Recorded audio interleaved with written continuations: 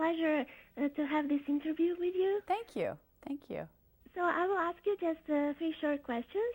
Okay. The first one would be that when you think about women's tennis, what do you see as an improvement from the time you played, and what can you point out as being better before?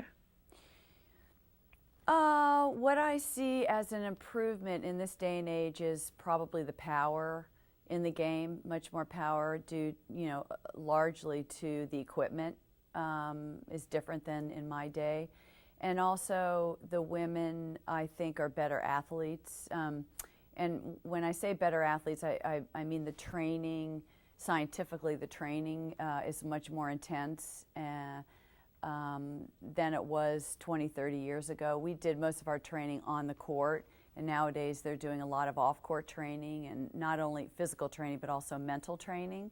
So, it's just, I think those two aspects are better. What do I think we had better? We had more camaraderie in our day. I think nowadays, the players, it's such big business and big prize money that they have their agents and they have their masseuses, and they just have a lot more people in their entourage, and they don't really mix with each other like we did. I remember the French Open in the late 70s. Martina Navratilova and I played in the finals, and we practiced together. We played our match, and then we went out and we had dinner afterwards. And it was like, we just had more of a close relationship, and we didn't have a lot of other people around us. But nowadays, I don't think the players are as close. Since you won a record 7 French Open titles, who do you think are the best players on clay at the moment? And despite the unstable state of women's tennis nowadays, which players do you see as favorites for winning the French Open this time? I think if you had asked me any other Grand Slam event, I would have said Serena, because she's really been dominant on the hard court and on the grass courts. But red clay it's a big question mark for me, and probably for the players too. There's really not one woman, or really not one man on the men's side, with Nadal and his injuries, that is expected to be the favorite in this year's French Open. I still would have to. There's so many great clay court players out there.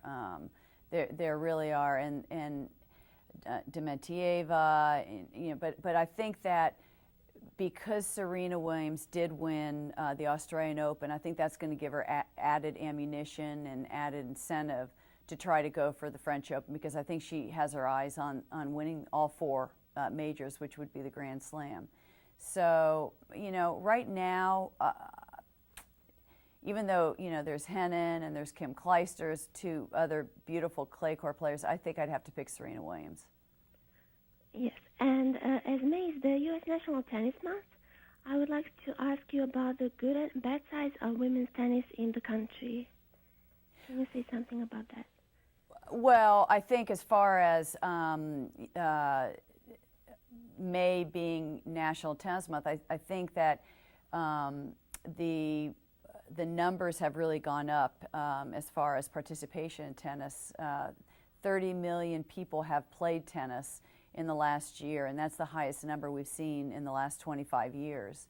And I think that is mainly because the USTA is really starting to focus a lot on the younger generation, and by younger I mean starting them at 5, 6, 7 years old. And there's this new format out which is called Quick Start, which is really bringing tennis to the young generation. And it starts out with like Nerf tennis balls that are soft and bigger, and smaller size tennis rackets, smaller nets, and it just is engaging to the children who might be a little intimidated by playing with adult equipment at such a young age. And I think that's bringing more bodies into the game right now. So the participation is up. I think the tennis, the ratings are still very, very good. The prize money is very good. So I think tennis is in a good state right now. Thank you very much, Chris, for this interview. Okay, thank you too. It was a pleasure talking to you. Thank you.